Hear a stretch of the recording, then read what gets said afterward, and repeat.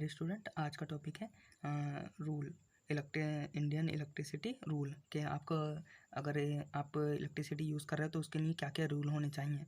ठीक है, तो पहला रूल क्या है कि एक तो आपका वोल्टेज लेवल कितना होगा कि तीन तरीके से होगा। एक तो लो, एक मीडियम और एक हाई।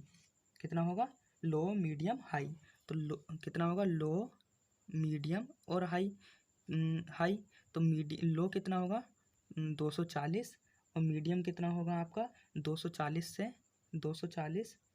या 250, है ना। 240 या 250, ये लगभग में 240 250 कुछ भी हो सकता। ये 640, है ना। और ये 640 से ऊपर, 640 से ऊपर। तो ये वोल्टेज लेवल, तो ये हमेशा ध्यान रखना चाहिए कि लो पर कितना वोल्टेज, तो ये लो वोल्टेज इतना रहेगा, मीडियम इतना और हाई इतना। ठीक है, तो इसका पहला क्या है कि ब्यूरो ऑफ इंडियन स्टैंडर्ड, ये क्या है कि इसने कुछ नियम दिए हैं। एक ISI और BIS ने। तो इसमें क्या है, सबसे पहले आपको क्या ध्यान रखना है कि जो भी आप वायर यूज़ कर रहे हो उस पर प्रॉपर इंसुलेशन होना चाहिए। तो देखो पहला क्या है कि जो भी आपने घर बनाया है, जो भी आपने क्या बनाया है, घर बनाया है, कहीं भी वायरिंग करा रहे हो तो वो किससे करानी चाहिए? जिसके पास उसके पास डिग्री हो या डिप्लोमा हो, जैसे ITI कर रखी है या फिर आपने पॉलिटेक्निक कर लिए, तो उसी लाइसेंसधारी ठेकेदार या जो भी है उससे ही काम कराना चाहिए। ठीक है। दूसरा, जो भी आप घर में सामान यूज़ कर रहे हो वो किसकी चिन्ह के होने चाहिए, मोहर के होने चाहिए? ISI के। ठीक है, ISI इंडियन स्टैंडर्ड, किसकी मोहर होनी चाहिए? इंडियन स्टैंडर्ड इंस्टीट्यूट की मोहर होनी चाहिए। दूसरा कि विद्युत वायरिंग, ठीक है, तो जो आपके जो वायरिंग के जो परिपथ हैं वो क्या होने चाहिए? अलग अलग होने चाहिए। जैसे देखिए यह क्या, विद्युत वायरिंग को उप परिपथ विभक्त किया जाना चाहिए। लाइट एंड फैन तथा पावर के लिए अलग अलग तैयार किए जाने चाहिए। ठीक है। दूसरा, जो आपके लाइट और फैन लगे हैं किसी भी घर, जो आपने घर बनाया है वहाँ जो फैन लगे हैं उनकी उस परिपथ में 10 से अधिक पावर के प्रत्येक उपपरिवर्त नहीं हो। कहने का मतलब क्या है कि आपके पास कोई एक सर्किट है तो उसमें मैक्सिमम कितने रहने चाहिए, कितने पैरेलल पाथ निकलने होने चाहिए? 10। उससे ज़्यादा सब नहीं होने चाहिए। ठीक है। जो आपने एक सब सर्किट बनाया है, लाइट फैन जो भी टीवी उवी इसमें लगाई है, उसका कुल लोड कितना होना चाहिए? 800 वाट, 0.8 किलोवाट होना चाहिए। और पावर उसमें कितनी सहन कर सके वो? 300 वाट, 3000 वाट। ठीक है, से अधिक नहीं होनी चाहिए। अगर इससे ज़्यादा हो जाएगी तो क्या हो जाएगा? डैमेज हो जाएगा। तो ये उनके कुछ लैंप का 60 वाट सॉकेट ये सब यूज़ करने चाहिए आपको। ठीक है।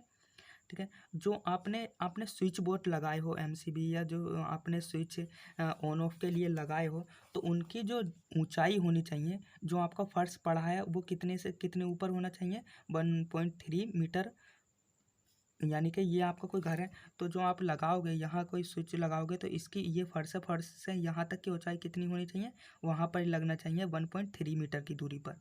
ठीक है।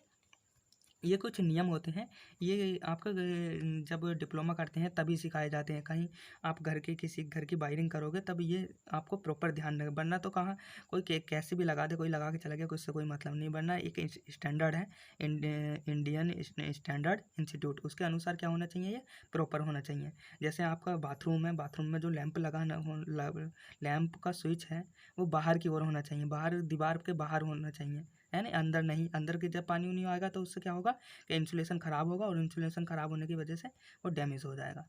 ठीक है। और दूसरा है आपका जो आपका बालकनी है, बालकनी, तो उसमें क्या होना चाहिए? उसका जो स्विच होना चाहिए बालकनी का वो अंदर होना चाहिए घर के। ये नहीं है कि बारिश पड़ी और वो भीग जाए, तो उससे भी क्या हो जाएगा? वो डैमेज हो जाएगा। और जितनी भी आपके घर के बाहर लाइट लगी हैं वो कैसी होनी चाहिए? प्योर इंसुलेटेड होनी चाहिए, वरना पानी से फिर वो बारिश वारिश से कैसे भी हुआ तो सब डैमेज हो जाएगी। ठीक है। और नेक्स्ट क्या है? 3 पिन वाला सॉकेट यूज़ करना चाहिए कि ये 2 पिन आपकी, एक आपकी न्यूट्रल और एक पॉजिटिव। जो तीसरी पिन रहेगी वो किसके लिए होनी चाहिए? आपकी आपकी होनी चाहिए अर्थिंग के लिए। अर्थिंग अगर आपने कर रखी है तो अर्थिंग से क्या होगा कि उसे आपके शॉर्ट लगने के चांसेस नहीं होंगे। का आपको शॉक नहीं लगेगा, तो आप सेफ रहेंगे, ठीक है। और जो उसकी जो सॉकेट लगाए हो उसमें रेटिंग कितनी होनी चाहिए, 5 एम्पियर, 5 एम्पियर ये और से 16 एम्पियर तक के आप सॉकेट यूज़ कर सकते हो। और इसकी ऊंचाई कितनी होनी चाहिए, अगर आपका ये फर्श है तो फर्श से कितनी ऊंची पर लगाना होना चाहिए, फर्श से ये 1.3 मीटर से की ऊंचाई पर लगा होना चाहिए। नेक्स्ट क्या है, जो आप छत के पंखे लगे होते हैं तो उनकी जो ऊंचाई होती है, जो ब्लेड्स आपके जो घूमते हैं उन पर, तो उनकी ऊंचाई मिनिमम कितनी होनी चाहिए, 2.4 मीटर और मैक्सिमम 3 मीटर तक होनी चाहिए, बस उससे ज़्यादा नहीं होनी चाहिए, ठीक है।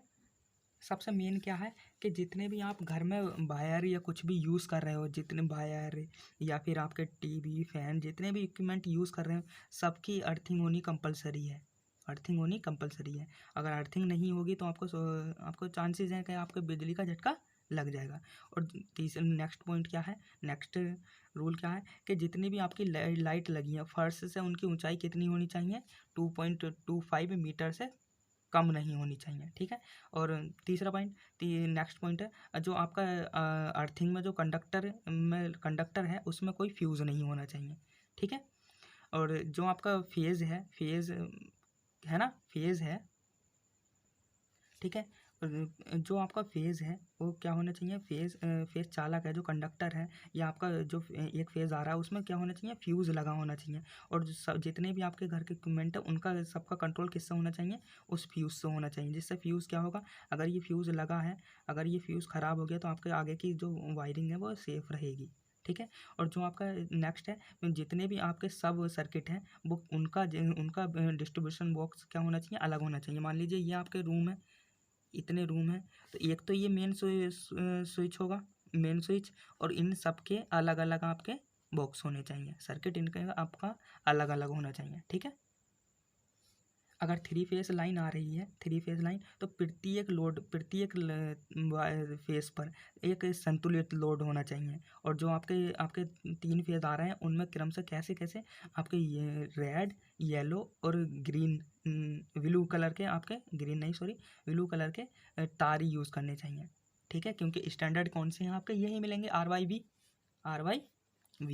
ठीक है। और जो आपके जो मशीन है, वर्कशॉप में जो मशीन हो रही है उनका स्विच और स्टार्टर ऐसी जगह होना चाहिए जहां आसानी से आपका हाथ पहुंच जाए और उसे आसान से आप ऑन और ऑफ करा सकें। और जितने भी आपका हाई वोल्टेज है, हाई वोल्टेज यानी कि 640 से ऊपर का जितना वोल्टेज है उसमें डबल अर्थिंग होनी चाहिए। डबल अर्थिंग होने का मतलब क्या होगा, अगर आपने डबल अर्थिंग कर ली तो एक अर्थिंग ये है, एक अर्थिंग ये, और दोनों किस में होंगी, पैरेलल में। तो एक अर्थिंग मैंने पहले ये करी है, ठीक है, इसका 1 ओम का रेजिस्टेंस है। और इस अगर डबल अर्थिंग करोगे तो इसका 1 ओम का रेजिस्टेंस है, और तो इन्हें पैरेलल में कनेक्ट कर दोगे तो टोटल कितना मिलेगा आपको, टोटल मिलेगा 0.5 ओम का रेजिस्टेंस। तो रेजिस्टेंस कम हो गया, तो रेजिस्टेंस कम होने से क्या होगा कि आसानी से करंट इसमें फ्लो हो जाएगा। तो जब डबल अर्थिंग करोगे तो रेजिस्टेंस कम होगा और जितना भी करंट है अगर कहीं शॉर्ट सर्किट हुआ है तो आसानी से ग्राउंड में फ्लो हो जाएगा। तो इसलिए क्या होना चाहिए कि जो हाई वोल्टेज है उस पर डबल अर्थिंग होनी चाहिए। नेक्स्ट नेक्स्ट क्या है, जो आपके दो लो वोल्टेज है, लो वोल्टेज से आधे ऊपर को जा रहे हैं, तो उनका जो आपका स्विच है, जो कंट्रोल है, कंट्रोल स्विच है, वो क्या होना चाहिए, उस पर आपका एक एक उसे क्या क्या कहेंगे, एक साइन बना होना चाहिए, ठीक है, एक चिन्ह बना होना चाहिए कि ये सूचना बता रहा है, ठीक है। और जितनी भी आपकी वायरिंग, जितने भी आपके सब घर की वायरिंग करी है उनका एक बार लीकेज करंट टेस्ट जरूर परफॉर्म कर लेना चाहिए। नेक्स्ट नेक्स्ट क्या है, जितने भी आपके लाइट फैन वो लगे हैं वो किसके, ISI के थ्रू लगे होने चाहिए। नेक्स्ट नेक्स्ट क्या है, जो वायरिंग में जो वायर आपने यूज़ करी है उसमें क्या होना चाहिए, हमेशा पेच का यूज़ करो, उसमें ये नहीं कि हथौड़े की सहायता से उसे ठोक ठोक कर चिपका दो, ठीक है, इतने। और एक लास्ट क्या है कि जितने भी आपने ये अभी तक पढ़े हो उसका एक क्या होना चाहिए, आपके पास एक ड्राइंग होनी चाहिए या लेआउट होना चाहिए। लेआउट से ही तो आप डिज़ाइन करोगे कि यहाँ मुझे फ़ैन कनेक्ट करना है, यहाँ आपको सॉकेट, यहाँ बल्ब, यहाँ ये और यहाँ ये लगाना है, ठीक है। और इतना समझ में कि आपको रूल्स समझ में आ गए होंगे, तो मिलते हैं नेक्स्ट लेक्चर में।